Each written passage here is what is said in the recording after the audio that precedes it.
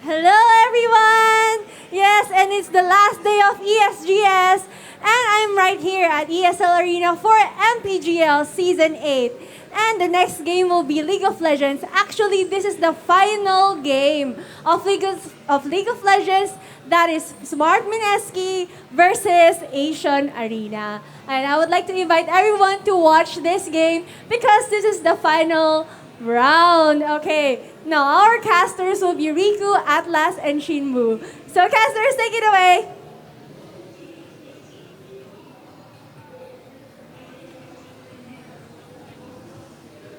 Cosplay dun ni As Ina. in. I mean, it's like a level 1 Jinx. Wala pang item. Yeah, even have her weapons. Wala pang item pero Yeah. yung pagkabago ng skin, yung RP cost ng skin, ramdam na ramdam mo. Right. But As of in. course, enough with the skin, guys. Magpapakilala po muli kami. Kami ang inyong magiging shoutcasters for this match, for this last day ng ESGS 2016 here at the MPGL Mineski Pro Gaming League Season 8 Championship para sa League of Legends. Ako po, Shin Boo, laro at puso, at syempre, Riku! And Atlas. at last na ho, I know you are very excited sa lahat ng mga summoners na nakakarinig at inaabot ng aming boses. Come here and witness a very juicy local Philippine League of Legends esports action. So, Acion Arena versus Mineski League of Legends. To my analyst, ano yung mga breakdown nyo? So ganito yan, para sa mga hindi nag-attend at nakapanood ng ating Day 1 at Day 2 ng ESGS, ito yung background, ito yung rundown. Okay. Nung Day 1, Imperium Pro Team versus Mineski. Imperium Pro Team Mineski, sobrang classic na matchup yan. Lagi natin nakikita sa ibang tournament pagdating sa final sila. So parang they're on the same bracket, so only one of the classic rivalry can make it to the championships, di ba? Alam na yan sa mga viewers natin, Imperium and Mineski have been around so much. Ito may alam ako yung naglalagay ng cards niya sa Imperium. So, anong nararamdaman mo ngayon na that your Imperium team and even CRB Cerberus didn't make tsaka it? IPT. I'm pretty salty about that because I've followed both of these teams Yes. for a while and I've always been, these guys are mechanically superior to the rest and they just need to work on their macro play. And that keeps being one of their weaknesses in the macro play and sometimes they choke on important parts like yesterday in Cerberus. They got smashed really hard by Acion Arena. It was both Cerberus not performing up to their par and Acion Arena really stepping up their game. But this matchup is very, very interesting. You get to see EXO still back in action after that hiatus for a while before.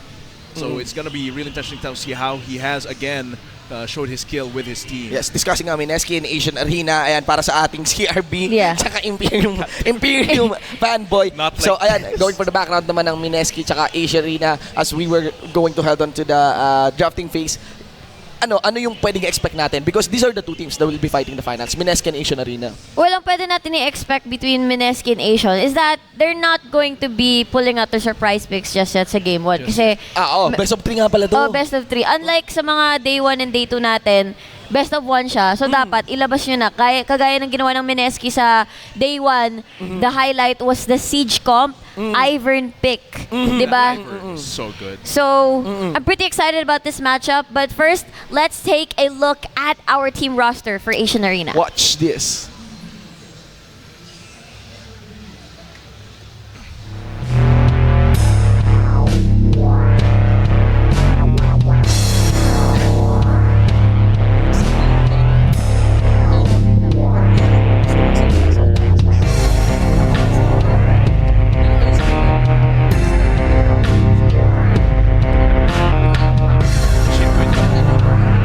Okay. Ganyan lang. Pwedeng ganyan. Hawak.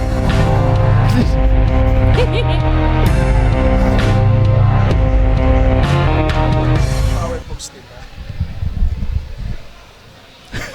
Ayan. So, nakikita nyo. Again, Power pose, the power The pose. e-sport. Yeah. Actually, na-miss ko yung behind the back pose. Yung behind the back. Kila Ano EXO, yun? may pose yung back shot ni EXO. Yung Demonstrate.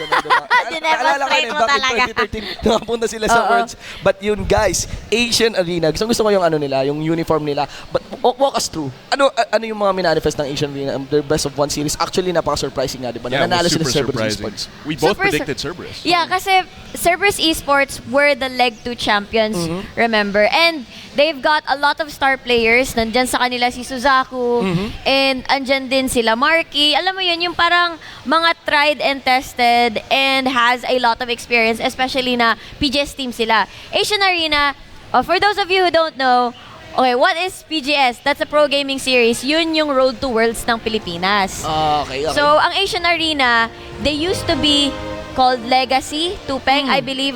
Familiar kayo dyan, para sa mga batak na From Laguna. Yeah, Laguna team. Oh, okay. Yes. Tupeng, yes. Oh. So parang they got picked up by Asian Arena, naging Asian Arena na sila. Pagkatapos nun, ayan, hindi pa sila pasok sa PGS pero yung level ng play nila, PGS na talaga, cause they have defeated Cerberus. Oh, Yeah, parang Cerberus. ito na naman yung may hype vibe ng La Liga Pilipinas dati. So, ito naman. We are now live into the drafting phase, and so far we're gonna complete the bats and picks here. So for the iterations na nagaganap dito, at last, ano yung first impressions mo? It's not really surprising that they ban out both the Trundle and the Jace for the top lane because they're both really powerful champions for the meta. For the side of Asian Arena though, syempre hindi nila papapasukin si Ivern. Mineski loves this so much because of the map potential to manipulate the terrain of the map. Never before has a champion been able to make the rest of their team invisible with a brush. Yeah, so it's kasi really, really good. it's a very good siege comp, but looks like because of the shutdown ng kay Ivern, I mean, pwede naman siyang jungle, and support, ginamit siya ni TG support yesterday, I believe. And meanwhile, Mineski opting for, classic Olaf, classic Olaf comp. Although, I feel like I'm not really a fan of the Ezreal pick. I was never really a fan sa meta natin ngayon. Kahapon kay Marky yun. Kahapon kay Marky yun yung nangyari sa kanya. Ezreal siya, did not work out so well. And it was because Cerberus eSports decided to, focus ban on Mirmo with the Caitlyn and the Jinx. Yes. And, ayun. I would like to ask, di ba na-wind wall naman ang tidal wave, no? Yep. Yes, that is correct. Pero, the last pick dito was a Yasuo. A Yasuo na composition na walang knock-up. Wala na he'll have to rely on himself for the his only knock-up knock-up is the Yasuo. So, hindi ganun ka-insightful yung pick na Yasuo dito. I got many questions now, especially against a Syndra. Well, ganito. Ang nakikita ko kasi sa Mineski, although wala silang pang knock-up, they will rely on the CC. Para pwede pa rin si Yasuo pa rin makapag-knock-up, Yes, nakapag-land. Okay. That's kasi they still have the Cosmic Binding of Bard, and then they have the Cannon ult. So that's basically what they have for the CC. Oriented talaga ng composition. They have the Cannon, the Olaf there to just charge in and keep destroying people. Asian Arena have drafted a high pick potential composition here. Yes. They have the Elise, the Syndra's Burst, and if there are any stragglers, the range from the Caitlyn plus the Ace in the hole, we can just finish them off. Yeah, so I really like the composition drafted here by Asian Arena compared to Mineski. Yeah, I might assume this might be a niche pick na rin. Kasi kung meron man time na gagawa ka ng niche pick, game 1 yun. Sa isang series naman. So may safety pa naman, may leeway pa rin for the belt. Ito ang ating Yasuo pick. So overall, sa compositions natin, ano yung magiging insight nyo? Who was the edge, what are the banes, and what are the boons?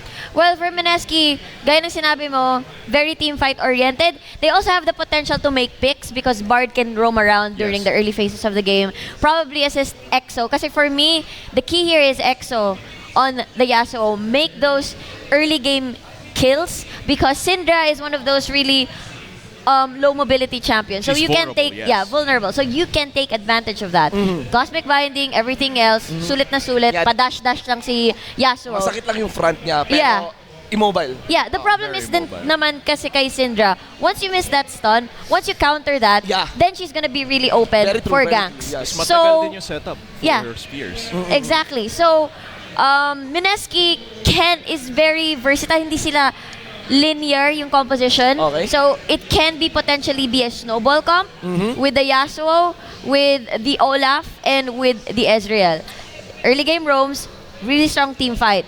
For good scaling as well because there's a Yasuo. Problema lang, if that's their strength, that could also be their weakness. If Asian Arena manages to make the early game naman para sa kanila, which they are capable of because of the stun, double stun yan eh. Sa mid lane, Morita Boy and Eiko will have really good synergy because of their kits. So kung sino man yung una makastun, either the Cocoon or the Spheres, okay lang. Pwede nila isunod. And bursty si Syndra. Kasi burst type itong dalawa, Elise and Syndra. So really, really strong magic damage. Oh, so we'll be seeing Visage, we'll be seeing Hex Drinkers dito sa larong to. Your digestion on this Alpha. At last. Yeah. Daming A kasi sa casting natin. Toxic, pero you know. On the side of, I really want to focus here on the junglers kasi syempre, Morita Boy, siya yung captain ng Asian Arena. Siya yung shot call, siya yung nagmamanage ng lahat ng information during the game itself. And the jungler is one of the, if not the most important role here in this meta. Playmaker, parang yan yung point guard. Playmaker, siya yung chess master. Siya yung nagdidikta ng tempo para sa game nila. And Morita Boy, he has been performing well. He performed so well yesterday. And hopefully for Asian Arena, he'll be able to pull out the same kind of performance. It's up to also to Nixta to match that pacing. Yeah. Kasi Morita Boy was so aggressive. Yes. And as an Olaf, you also have to push that aggressiveness. I'm a personal fan of Nixta. And right now, kung meron mang pick ngayon na parang medyo nagra-rise from the rest, that is Olaf. Coming in from the Ulit-ulit na nga sa Worlds na, di ba? Worlds, ladies and gentlemen. At ayun po. This is, yan ang ating drafting phase para dito sa finals. Game 1 ng ating Best of 3 series for the finals ng League of Legends Tournament ng Mineski Pro Gaming League Season 8 Championship na, Rise from the Rest. At syempre, bago tayo pumunta sa ating game, gusto namin pasalamatan yung mga sponsors natin that made MPGL possible. Syempre, una na dyan ang Gigabyte, of course, GG Network, kasama ang Twitch. And of course, we have Garena Philippines, Mineski, Infinity Internet Cafe, The Secret Shop, and ViewSonic. Guys, we are now live into the Summoner's Rift once again. Game 1 of the Best of 3 series for the MPGL League of Legends Season 8 Championship. Let's go for the champion rundown. For the blue side, we have, of course, Asian Arena. For the top lane is Jason on that. Nar for the jungle is, of course, their captain, Morita Boy on the Elise. Mid lane is Eiko on that very bursty Syndra. On the bot lane duo is Mirmo and Beast Boy on the Caitlyn and Nami, respectively. Meanwhile, on the red side, we've got Smart Mineski. In the top lane, we've got Kaigu with a cannon. In the jungle, Nixta, na naka-Olaf. In the mid lane, we've got EXO on the Yasuo. And for the bottom lane duo, we've got Ezreal on Zensho. Zensho and Ezreal, rather. Naging champion si Zensho. And si TG naman ay naka-bard. Nalala ko si Manjin kahapon. Zincho. Zensho. The best. But yeah, so it's really going to be very early game focus for Mineski here. They want to push their mechanics, their advantages over Asian Arena. Pero Asian Arena have shown themselves to be able to play around the early game. Oo. Sa totoo lang, I'm quite worried for Asian Arena's top lane. Not because of the player, but because of the champion that he has. Matchup. Because marami tayong nakikitang matchup na natatalo yung Kennen and Nar matchup. Plus, during team fights, it's not all the time you have your Mega Nar. In comparison to, what Kaigo has on a Kennen, on demand. It's there. It's just there. You have to. Maraming conditions ang kailangan mong gawin for a Nar to work. And that's why I'm worried about Asian Arena's team fighting capabilities compared to what Mineski has. Kasi it's really good if Jason manages to get that Mega Nar, slam everybody into the wall. But it's not as effective if with the slicing maelstrom ni Kaigu. Walang condition na halos eh. Wala talaga. Ang condition mo lang talaga for dikit-dikit. Ganun din yung condition nung kaya nung kay Nar. Pero dapat naka-Mega Nar. Yeah, exactly. Timing is really important for Nar. So it's up to Morita Boy talaga na tulungan si Jason. Yeah. Just let him snowball off, and because once Kennen gets behind, it's so hard to get back, especially when, say, Jason gets a magic resist item early because he has gold lead. That's gonna make it so difficult. Yeah, so it's gonna be heavily reliant on Morita Boy dito, on how you can really pressure or deny Kaigo, because yung mga technique na ginagawa ng mga players so that the top lane won't be able to have room to make plays in the bot lane or in the mid lane is to keep it's either yung kaaway niya sa lane, katapat niya sa lane, panalo siya para push siya sa tower, wala siya masyadong magagawa, o kaya what do you call this? Okay, hold that thought. Haras lang pala. Okay, yung jungler na mismo, yung magsusuffocate dun sa top lane. But the problem is, it's not one of the best matchups in the world. It's not in favor of Asian Arena, most definitely. Pero, it really depends on the bot lane if they're gonna allow that kind of opening. Muraita boy. Yes, ito na, si Muraita Boy visits the mid lane. Siyempre, teternohan siya ni Nixta.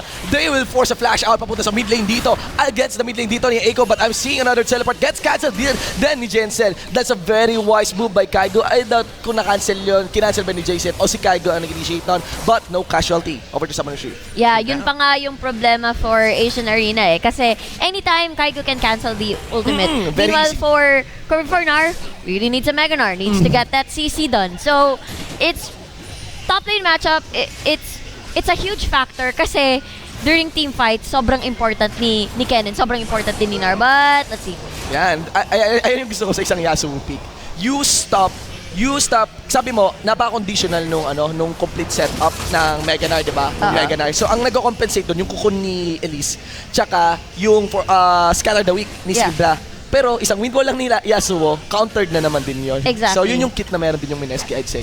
So the wind wall is really going to help them actually prevent it. But still, wind wall is on a very long cooldown. It's almost ultimate level in cooldown, like 20 seconds plus later in the game. So talagang kailangan ng timing ng Asian Arena. They need timing on their top lane engages, timing to know when the wind wall is up. So they need to have complete awareness of what's happening with Mineski. Yeah. That's true. It's kind of like a one-time, big time. But most definitely, if you want to work around that wind wall, Muraita Boy has to, once nag-gank siya, after a few seconds, gank siya ulit para walang wind wall. Ganun lang naman yun. Bait out that wind wall, and then siya naman yung si Yasuo naman yung magiging vulnerable. At least burn a flash. Kasi right now, Aiko and Mirmo are not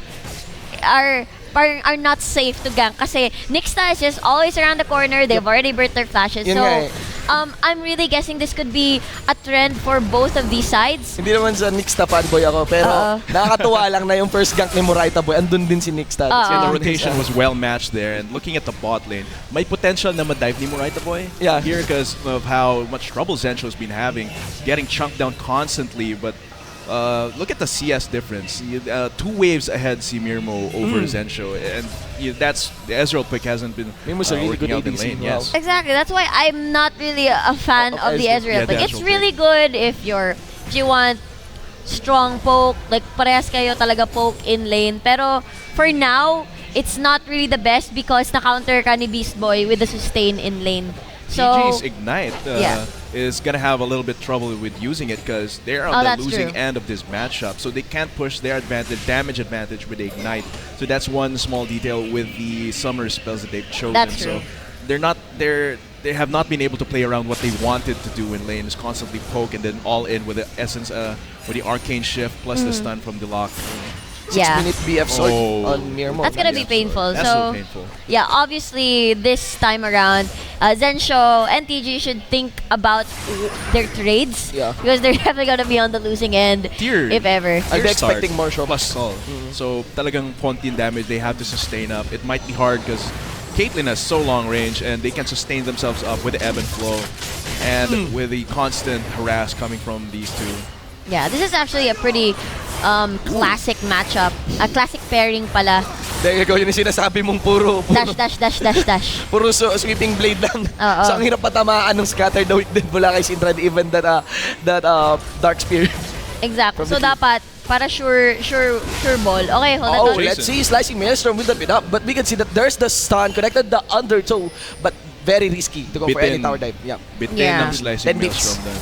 And knowing na Muraita Boy is in the area, so sinabi niya, okay, this might be my chance to try to counter jungle. And there's no ult for him, so if they actually no, Jason has to recall, and it's okay. He's gonna use the teleport back in lane. Wow, that's a good trade for the side of Zensho here. So far yung games natin dito, 4 pokes lang and 4 pokes. Kung sino man may matamaan, kung sino man makagawa ng maling mistake. But we could see that the last breath has been used here onto Aiko. He flashes in. That is EXO getting the first blood against the mid laner dito ng Asian Arena. They're gonna collapse onto Kaigu. It's a retaliation kill in the top lane with the assist from the jungler down to the top. The total gold is mostly the same there. 400 from the first blood plus the assist, giving Moraita Boy a little bit more leeway there. So it's an equal trade. Yeah. So first blood is still pretty important, but then again, it's all about kanino yung i-relieve mo yung pressure, kung Mas ano may yung priorities concentration ng mo. gold kay EXO dahil sa first blood mo yun. So. Yeah, yun nga eh. Asian Arena should really watch out for Mineski kasi the real threat here is definitely gonna be EXO. And for Asian Arena, at least nakahinga naman si Jason.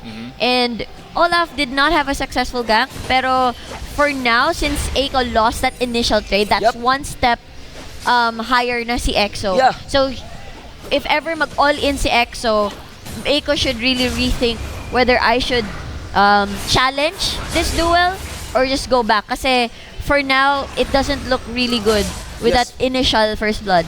Yeah, they really have to be careful with EXO. He has been, ever since his return, he has been one of Mineski's keys to victories here. So they need to shut him down. It seems like they will want to. No, that's just a little roam from PG to establish vision.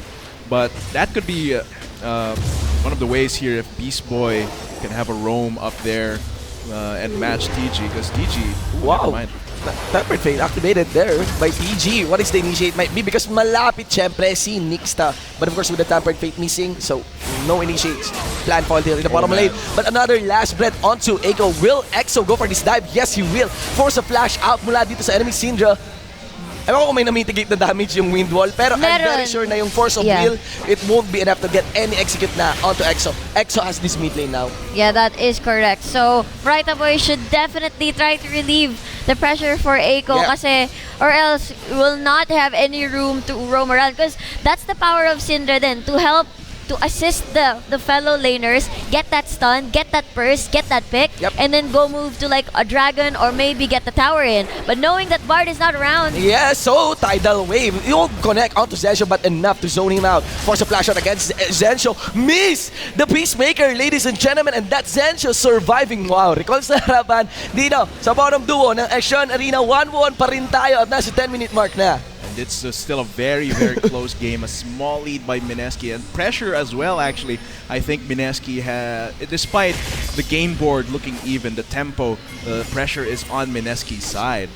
Yeah, that is true. Also, I really like the vision, although a bit redundant on the pink ward kasi that pink ward is for mainly the river side. Yung pink ward naman na yan is mainly to protect the mid lane. Oh, yun nga, redundant din yung yung double wards dun sa side branch. Pero Ghost gets popped. Of course, on top of that, Aqua Breeze gets mitigated dito ng Ragnarok. Cocoon will connect nila dito ni Moraita Boy sa Ragnarok. Not the good choice, but still, no turret dive being done here by Nixta. I love Nixta fanboy na naman. I love the way how Nixta has been, you know, not that aggressive compared sa mga dating laro niya. Kaya mas gauging na siya when it comes to those dives. Nagiging ano na siya, parang hindi siya yung super aggressive na sometimes, yung dati kasing Nixta na napapansin natin, all in, tapos namamatay. Diba? All ham. Yeah, ham mode. That's correct. Here he's still aggressive. Minsan may nakukuha, pero on paper may risk eh. Lagi may risk eh. Ngayon, Nixta is known to, you know, juggle those risks. Yeah, he has a better judgment na kung kailan magiging super all-in. Yeah, another last breath. Round 3 na to, pangatlong deja vu on their turret. Still, no execute on, so Aiko rather in the top lane. Pag may nangyayari sa mid lane, sige, doon may mangyayari din sa top lane. Will Kaigo get the kill? Misses the kill, ladies and gentlemen. A slow from the kill also of Jason. He cannot afford to get any hit, but you know, Lightning Rush mga kaibigan, isang normal hit, one normal hit. And that's Kaigo getting the kill. 1-1-0 now on his KDA. He was really trying to stall out that kill there. Almost to the Meganar, but unfortunately cannot sidestep that electric shuriken. And here Aiko is still on losing so much ground against EXO. Needs Moraita Boy to show up in that lane there. And Aiko has been having so much trouble. Every opportunity that EXO gets to ult him, he just goes straight for it, pushes Aiko out of lane, and now the turret's below 50% health. Yeah, things are not going so well for Asian Arena kasi supposedly Asian Arena should not. Okay, hold on. Oh wow, Moraita Boy. He tries to flank behind EXO, but this is not the best thing to go for it. Let's see, Nixta has been there wise to go in. Nixta fanboy mga kaibigan, kills Moraita Boy. EXO gets that kill. Jameson is too late for the party, ladies and gentlemen. A little trade up here in the bottom lane, pero ayun, now it's hindi na siya mistake. Ay, hindi na siya setup ng Mineski. It's a mistake now. Very clear. Mula sa jungler dito ng Acion Arena. Yeah, I want to point out that supposedly, ang setup dapat ng Asian Arena, hindi na problema sa top lane. Dapat si Jason, okay siya. But obviously, it's not going so well at this point. So, si Moraita Boy, okay, hold on. Yes, I think there's a little bit of a trade-up here. No, not little bit. It might be an all-in. But, there's a flash under EXO. Gets burned though. And good job for Jason. Kasi dapat ginagawa ang dapat mangyari sa Asian Arena, focus lang siya kay Eiko. Para matapos yun agad yung Morellonomicon, para ma-shutdown na rin si EXO. But the problem is, Jason is having a hard time. Yan nga. And you do not want Kaigu to reach the desired items right away, especially Zonia's. Yes, man. And now, they're going ham now on this Mirmo. Nixta, round 2 dito sa bottom lane. Pero ito yung Nixta na hindi na nagta-tower dive. I'm seeing a tower. I'm seeing a teleport on a Mininar without any rage stack. So, here comes Kaigu. Will flank, takes 2 turret hits, make the 3 turret hits, receives the Aqua Prison. But that will be enough to remove and put the inside the pocket ng Mineski. Itong bottom duo ng Asian Arena. Wow, that was so bad for Asian Arena. They try and go for it, but then they get punished with a teleport as well. The teleport from Jason without any rage at all. So so they can just these are mistakes. Instantly jump on it. These are mistakes. These are not mistakes. setups. Yeah. This is Mistakes different yan, than Asian Arena from yesterday. We already Not as anticipated this actually. We brought that kind of setup na pwedeng mangyari sa Asian Arena. Their prime weakness before that actually happened. So yun na yung demonstration ng weakness nila. So even though mag-teleport si Jason, it cannot be as effective as when Kaigu teleports. So after, I think that was, 3 kills, they get a dragon as well. So this is a worrying trend for Asian Arena during the early game because ito yung winning condition din ng Mineski. Get that early lead because they can snowball, and if that doesn't work, they can get that scale. Yeah, yung late game because they do have the Yasuo and they still have the necessary CCs for the Yasuo to work. Kasi if you think about it, it's still consistent damage. Slash here, slash there, melee. And for Zencho, good poke on Mineski's side, pero at this point, they're gonna save the tower. Yes, use the turret fate to, make the turret invulnerable. Libreng Sonya para sa turret. But look at that. A Ragnarok gets popped defensively against Moraita Boy. Well, that's Nixta being wise kasi hindi pa rin siya nagre-recall mula dun sa engages na naganap on the bottom lane. Again, going back lang doon sa teleport talaga ni Jason. It was a good teleport kung may Meganar. It was a very bad teleport na naka-mininar siya. Kung mininar siyang magte-teleport, dapat doon siya sa may tore. Hindi flank position, kundi front position man lang. Yeah, the problem is kasi with, kunwari, Meganar, is that you have to consistently attack, diba? Yeah. That would mean you envision of Kaigu. And Kaigu has the ability to cancel your teleport. So, it's a really torn situation for Jason. Kahit gusto niya naman mag-teleport, kahit gusto niya magpatagon mag-teleport, it will still not be enough because Kaigu will see your bar and we'll see that, oh hey, you disappeared, you're probably gonna teleport down there at the bot lane. It's really easy for Mineski to read when Jason wants to teleport, wants to go for the teleport play, because if he keeps trying to auto-attack like this, when he's not being pushed in by Kaigu, it's just an easy read. He wants to teleport, but now they want to dive in. Yes, Ghost gets popped now. They're gonna collapse onto Jason. A little few bars back siya nag-Meganar. But will that be enough? I'll be seeing a Meganar using the Nar. That won't be enough because it's a Nixta on Ragnarok. Tidal Wave gets used. Moraita Boy will flash in, puts the cocoon, and the bite, the damage from Venomous Bite will not respect the health na magagaling mula dito sa Olaf. The chase will be on. Eiko will ride the magical journey. Magical journey. Pero papunta sa Kaigo na may slicing maelstrom. Susunod dun si Beast Boy. Gusto ko rin ng konting thunders mga kaibigan. Moraita Boy still will focus on the support. One last bite. It's a shutdown. May bounty pala yung support. He repels in the stacks from the normal hits, para sa electrical surge. And you can see, big shoutouts kay Duna na napadaan. A kill. It's a 2-for-2, ladies and gentlemen. Over the top lane engage. Still, I can see that Mineski is on top of it. That was so greedy from Asian Arena. Wants that TG, goes through the magical journey, gets instantly destroyed by Kaigu, and you don't do that. Yeah, that's definitely just a free cosmic binding, and then they still want to go for the rest of the kills, allowing EXO to just clean up there and enter. And the mere fact that you're gonna lose 2 turrets, you're gonna lose the top lane turret. So you gotta think about what you're gonna lose if you do this, if you die. Because I know kills are important because you're gonna be reliant on that, but then you're gonna lose. The trade-off is not worth it for Asian Arena side, and Mineski are getting what they want. They're making the picks. They're getting aggressive. They're very confident in their calls, and that's where Mineski is scary. Because not only that they know how to play from behind, they know how to play when they're ahead. They just keep going and keep going. And here EXO is going.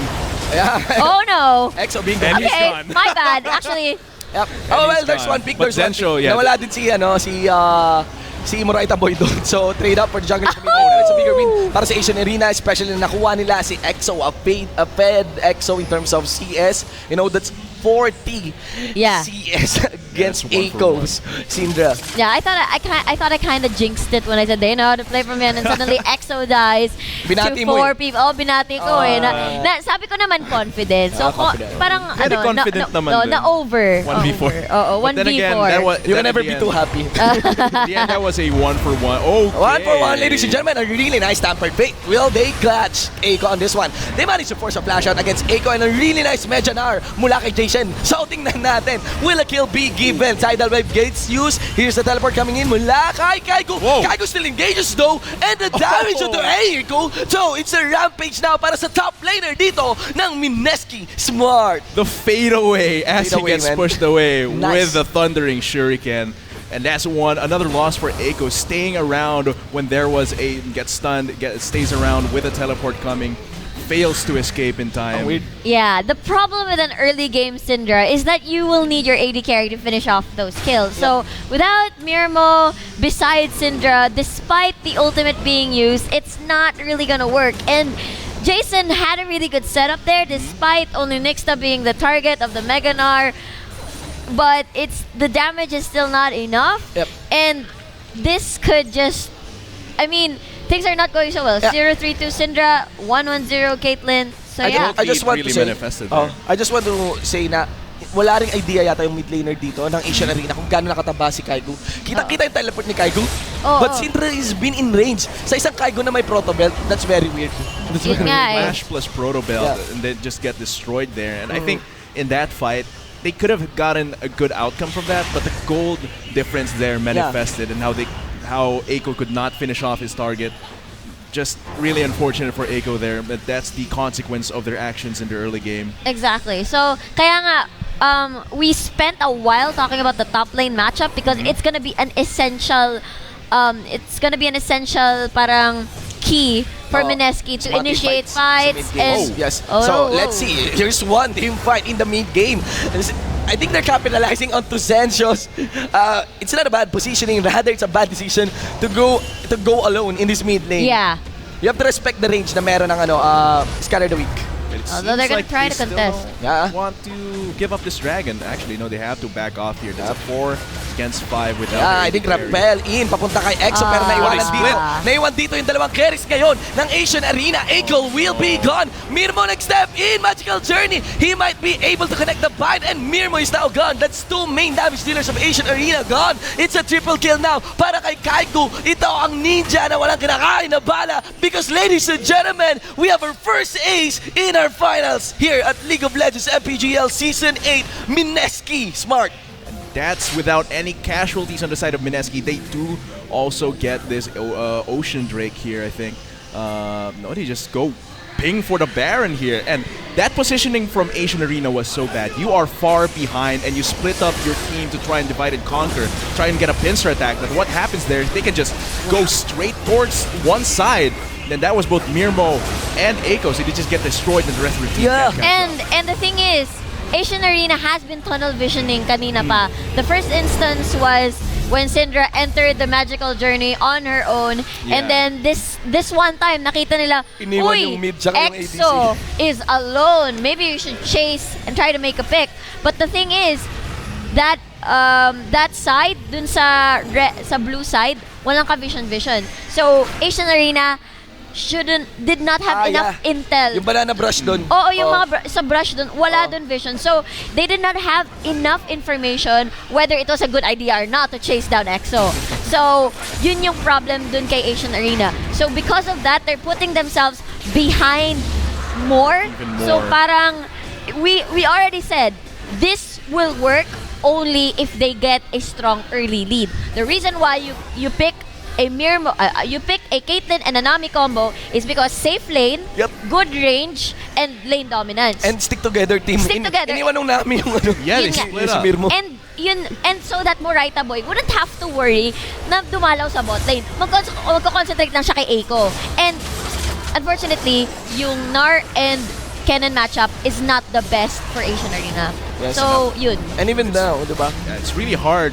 It's been really hard for Morita Boy to manage the threats in this team for so long, and Nixta has just been outpacing is the word for against Morita Boy. Whenever Morita Boy is there, he answers, he prevents the ganks. He's always the first to the vulnerable lanes and just keeps destroying them in the bot lane as well. So that the lead has been building for Mineski here, a 10k gold lead with a Baron buff, with the Iceborne Gauntlet. The siege from Zensho just activates. And Yeah. even they get 2 turrets so far here for the 10k Baron. gold lead, man. Wow. Yeah, 10k gold lead. And because of that gold lead, pwede si Mineski, because all of them have damage. Yeah. Early to mid, all of them have damage. They will not fall off. Kaigu, Olaf definitely all. 5 nga. Okay, hold that thought. Yeah, it's kind of a forced team fight here being initiated by Jason. Pero will they be able to do it? Exo though, nailagay niya yung last breath onto Morita Boy. So at the very least, naiwasan namin ang target dito. Yung dalawang carries, the mid lane and the ADC, but no casualties yet. And it seems na Mineski pa rin ang merong muscle to go in and destroy this bottom lane inhibitor turret. Slicing Maelstrom gets activated. The bottom lane inhibitor turret gets destroyed. And now Beast Boy will be gone. Nakahuli sila ng isda. They're gonna collapse onto this inhibitor. Any retaliation, let's see kung meron pa magagawa dito ang Asian Arena. Naging trophy dito yung jungler tsaka yung ADC ng Asian Arena on top of the Tampered Fate. Will Asian Arena go for the chase? It's time to go for the recall and the fallback signal mula sa Mineski. But of course, Asian Arena has to be careful. One small misstep in the front line, another casualty in the roster. I think that's 1 kill and an inhibitor and a bottom lane gun against Asian Arena. Good restraint there from Mineski. They get all of the resources they can, the minion waves, Yeah. the jungle camps, and only at the last good second do they retreat. They really maximize their time there with a Sulit. Baron buff. Very, very sulit, and they just can keep overpowering Asian Arena here in the sieges. They have the capacity to siege. They have the wave clear coming from the static shiv, from Exo. So, and if someone tries to defend, they can just go in with a Tempered Fate, remove someone from the fight for the first few seconds, and they just keep going and destroy Asian Arena. Yeah, and the thing is, naputol yung sinabi ko kasi kanina kasi may clash at baka magkaroon ulit ng clash. So, I'll say my thoughts later. Oh no! Now, they put in a slow onto Mirmo without any peel, without any support and any teammates to protect him. Mirmo, no! And it's gone. Okay, ganito yan. Since Mineski is already in the lead in terms of gold and already has enough damage, they can afford a defensive item for the third slot. So parang anyway, so parang ang dating niyan na mitigate tuloy agad si Elise and si Syndra. So the only important na significant damage dealer on the side of Asian Arena will only be Caitlyn. So, parang initsapuera na si Morita Boy and Eiko. Kasi, Hex Drinker, and then Merc Threads, and then everything else. So, parang mahirap for a comeback because you cannot make the necessary picks even though yun yung comp ninyo kasi nag-defensive na sila agad. Normally, you put all those defensive items when you're pag Like medyo 5 late game items na, yeah. medyo late game na, and pag kulang pa kayo sa damage, you cannot risk the defensive item kasi baka magkulang kayo pag nag-5v5 clash. Pero hindi eh. All of them are in a comfortable spot. They won their lanes. They're gonna win the game. Yeah. Kasi I cannot see, kumbaga Asian Arena should think about their drafting kasi nakita natin na they banned the Trundle. So basically, they cannot do the same thing what they did against Cerberus eSports na, we're gonna pick a Trundle kasi nag-pick kayo ng Olaf. Debi na nila eh. So obviously, mag-Olaf comp sila.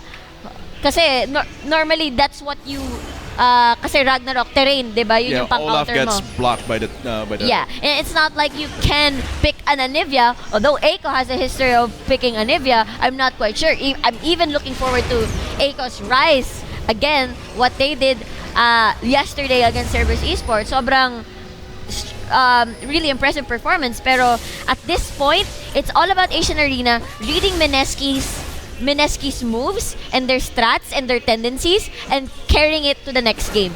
That's true, and adaptability really is what they need here. Looking how Mineski has been playing this so cleanly in the past 10 minutes, very cleanly with the gold lead that they have, and they've been creating these scenarios where every outcome, where there's no negative outcome for them, because the itemization that you mentioned that they have means that they do shut down the Syndra and Moraita boy here, so they can just keep going with these sieges without any fear. Yeah, and look at that. Even Yasuo has his Maw completed already. So, Syndra's burst, which means Mirma will have a hard time trying to clean up the kills for Syndra. May Solari pa nga sa kanya. May Solari pa. Naka-Guardian's Angel pa nga si Bard. Ganun kayaman na. Well, naging mura na yung Guardian's Angel, but you know what I mean. That means they can afford to buy other items that's not usually in their build path. The support gets the GA. I know. I know. Only in the Philippines, mga kaibigan. So I think this might be the last team fight as Kaigu rather, baits out dito the jungler Moraita boy, but it's a 1-for-1 with the kill on the enemy, on Mirma's ADC. He managed to kill Kaigu. Unleash power gets used onto the Bard, pero that is just enough to proc the GA. Still, look at Mirmo. He has the fleet, ladies and gentlemen, is still doing the work, but of course, the item lead na meron dito, ang Mineski will step them up. They are now knocking on to the Nexus turrets dito ng Asian Arena. And again, the second ace will be done in the base as Mineski dominates Asian Arena in this game 1. They are looking to close this game. Yeah, really impressive performance coming from Mineski. Great drafting as well. Confident in their execution. They got their win condition. They get the early lead. They snowballed through it. And it's basically Kaigu initiating and really good Nixta. Okay, that's Nixta by the way. Yung nakatayo na yan. Galing nila, naglalaro. Yung iba, wala na sa upuan. Kaya tapusin yung laro nang wala na sa upuan. But there you have it, ladies and gentlemen. You have a very clear idea ngayon, entering game 1, kung gaano kalakas yung Mineski. Pero paano? Nakita natin, ang laki ng lamang Ang laki ng lamang. What happened in that game? What happened in that game was Moraita boy could not keep up with the pace that Nixta was giving, because I keep saying this, the jungler demands, the game demands the jungler to make a lot of the decisions in the game, make a lot of the movements, and Moraita boy just could not put the same amount of pressure that was needed by his lanes, considering the matchup in the top lane, and considering the threat of EXO in the mid lane. He was not able to translate any of his plans to actual leads for his team. Exactly. Supposedly the plan was, yun nga, Moraita boy would only focus on the mid lane, help Eiko, and then shut down EXO. The problem was, Jason and Kaigu top lane matchup did not work out so well. So, kailangan niyang isipin yung parang tipong nanay siya, nanay si Moraita boy, kailangan niya asikasuhin yung dalawa niyang anak. Kasi, okay na yan yung bot lane. Nanay bars. By Riku Nanay metaphors. Wala akong maisip na ibang metaphor, pero that's a good metaphor. Parang, oh my God, kailangan ko pa asikasuhin. For guidance kasi, parang guidance. And pag-aasikaso nga, yun yung keyword talaga. Sino ba ng keyword for asikaso? Nanay, diba? Exactly. So, parang, the more that Kaigo got his gold and got the lead, so more breathing space, more opportunities to make plays around the map, more teleports, and getting that Zhonya's Hourglass and Proto Belt as fast as he could makes him the most efficient. Like, he can make the plays as fast as he can for the team, for Mineski. So, everything else just fell apart for Asian Arena and just yun nga, snowballed again for Mineski. What can they do is just pick up kung ano yung mga lessons nga ng game na to translated to the next game. So, ayun, ano expectations mo for the next games? The past games from Asian Arena, IPT pa rin, mga CRB pa rin, gano'n mainit. But yeah, I think parang they need a shift in paradigms on how they do their pick and bans, because considering how they've been doing, they really need to fix that. Yeah. Paradigms. Kasi if I look at it naman, in terms of performance, like players, hindi naman sila parang nag-fall or nag-fall. More like, it's most likely yung comp nila did not work out so well, and maybe they should fix their tunnel visioning, kasi yun yung 2 instances lang naman sila nagkaroon ng mistake. But those are huge mistakes. But the rest are most likely parang, yun nga, it's basically Mineski's comp more dominant and more flexible compared to what Asian Arena has. Yes, okay. So, tingnan natin. Magtutuloy nga ba ang series natin to a 2-0 para ilagay ang Mineski on that match point or magkakaroon tayo ng isang gitgita na 1-1. We'll see though. Kita-kita kung gaano kalakas yung Mineski though. And ayun nga, we'll see on game 2. Again guys, kayo, anong insights nyo sa mga nanonood sa amin dyan sa mga bahay nyo at sa mga audience namin ngayon? What tell us your insights kung yung katabi mo, di ba? Mag-usap kayo at tuloy-tuloy lamang tayo dito sa League of Legends Tournament for the part of Mineski Pro Gaming League Season 8. We are down to the championships. Best of 3, ladies and gentlemen. Magpapakilala po muli kami po yung nakasama for this game. Ako po, si Shin Boo, Laro at Puso, and of course, Atlas. Riku! guys, maraming salamat po. We'll be right back for game 2.